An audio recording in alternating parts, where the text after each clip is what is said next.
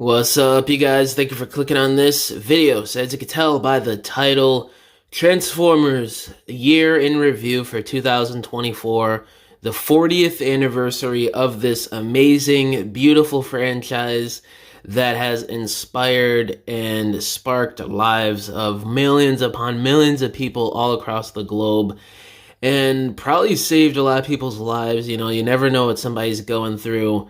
And, you're watching Transformers collecting the figures, and it basically gets your mind off of whatever's going on in your crazy life. It happens to all of us, at least once in our lives. So, just keeping all that in mind, let's go through this beautiful franchise and all the cool stuff and some of the negative stuff that also happened this year, and just talk about it and reflect on it. Let's talk about, let's go with the toy lines. So, Legacy, and we had a little bit of Earthspark. It was doing good. I mean, we had a lot of great figures, even for Earthspark. That really isn't too popular. A lot of people don't like it. It's controversial. There were some decent deluxes that came out of these last couple waves here that were probably better than some of the earlier deluxe class Earthspark figures. So even that had a bit of a glow up this year, in my opinion. And when you look at Legacy, yeah, there's a couple odd decisions that I covered in yesterday's video at the time of this recording. But all in all, what a great toy line, especially for Generations. It wasn't always this good. There was the Prime Wars trilogy, which was pretty awful. And then there was Thrilling 30, which was up and down, and then 2012 Generations, which wasn't too great either. So there was a good pocket there where Transformers figures weren't that great. And ever since 2019, they've just been getting better and better. And outside of a few issues I've had with Legacy as a whole the last couple of years, it's really been a great toy line, and some of these characters we've gotten have been a dream come true. I mean, ones I can think of right off the top of my head this year are Cybertron Starscream, great figure outside of minor issues with the clear plastic. Titan Class Tidal Wave, outside of not coming with the Minicon, what a great figure. The quality of it, just the way it feels in hand, so nice. And of course, Commander Class Magmatron, oh man. There's really not much to say about that guy because y'all already know that figure is freaking amazing. 3 dinosaurs combined into one big robot. I mean, come on, that doesn't get any better than that. I'll probably be doing a top 10 figures of 2024 video at some point soon. I'm not sure when or if I will, but it's definitely something I'm considering. Let me know in the comments below if you guys want to see that from me.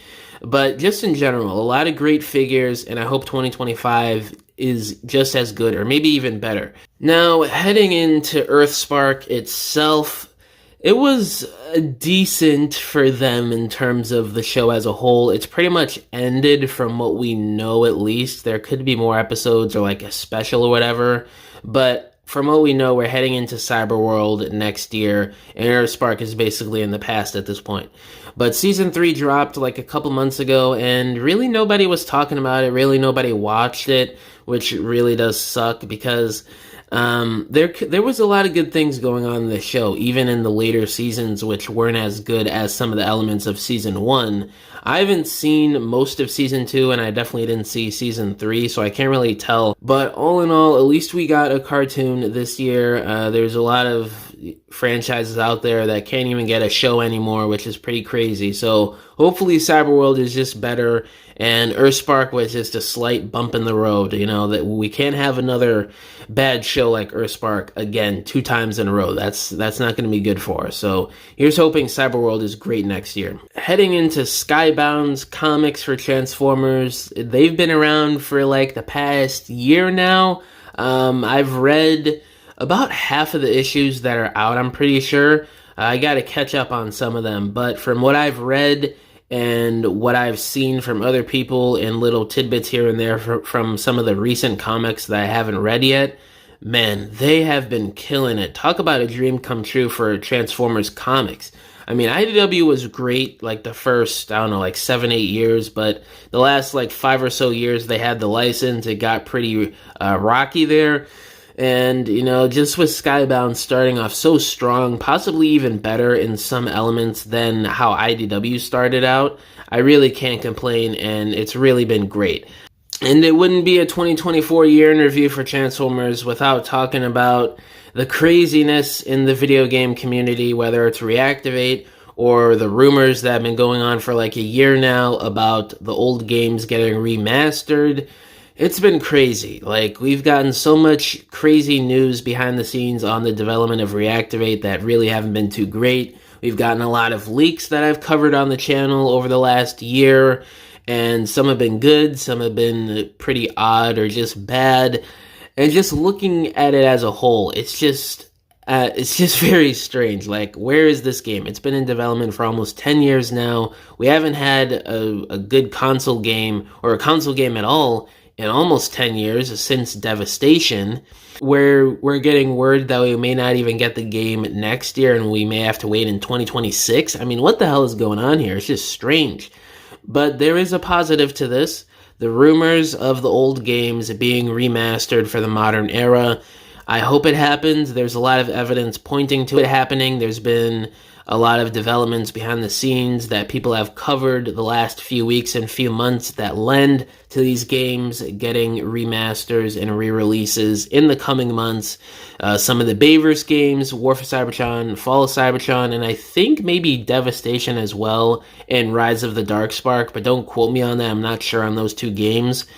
But if it really does happen, and there's a lot of evidence pointing to it will happen, then, I mean, I wouldn't mind waiting another year or two for Reactivate if we get amazing games like the Cybertron games and the Bayverse stuff remastered and able to purchase easily in the modern era. I wouldn't mind waiting. And it seems like that's kind of what Hasbro is trying to do here, along with Chris Cox's initiative to, focus more on video games instead of toys and technology and stuff, which he said that was his plan a couple months back.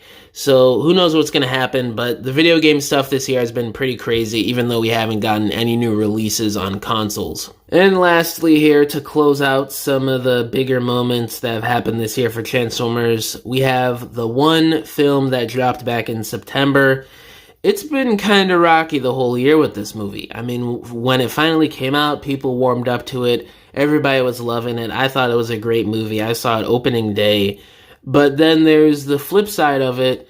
It didn't do well in the box office, and the future of Transformers movies is in this weird state, because Rise of the Beast didn't do too well, Transformers 1 did even worse this year, and that's 2 years in a row of Transformers movies not doing the greatest in the box office. So we don't know what's going to happen with the Transformers 1 sequels that have been confirmed to be in development. We don't know what's going on with the G.I. Joe and Transformers live-action crossover movie. So your guess as good as mine on what the future of the Transformers movie franchise holds. But hopefully Paramount and Hasbro, they see the good reception, at least, of Transformers 1 and Rise of the Beast 2, and just basically give it one last big push these next few years with the Transformers 1 sequels and the G.I. Joe crossover movie, because I really feel like we're onto something good here with these future movies that are confirmed to be in development. And it would just be really terrible if we got these canceled and we didn't get any Transformers movies for like another 10 years because of these failures, basically. You know me, I'm a Transformers fan. I want this franchise to do well. I have a channel here, I make money talking about Transformers. I love it. And I hate to see this franchise be in a state like, I don't know, He-Man or even Power Rangers or G.I. Joe. I don't want it to turn into those brands. I want it to stay afloat, make it stay popular, and, keep it on the same level as Marvel or Star Wars. I really don't want to see this franchise go down in the gutter. But who knows at this point? But I do want to end it on a positive note that Transformers 1 was amazing, a great movie. It's something that a lot of Transformers fans have been waiting for decades now. But yeah, guys, that's pretty much it for this video. Just wanted to run through some very important moments and media and toys that happened in the brand this year that were really great, and some of the stuff that was obviously not the greatest either. But yeah, guys, let me know down in the comments below. What are some highlights for you this year for Transformers that are positive and negative? All my social medias are linked down below, including my email if you guys want to hit me up about business inquiries, if you want to message me about whatever, or if you want to commission a diorama from me, because I make dioramas for people for their stop motions, photography, or irregular display shelves in your homes. You could either hit me up on any of my social media accounts or just email me and we can work out a deal. But yeah, guys, thank you for watching this video. Catch y'all in the next one. Bye!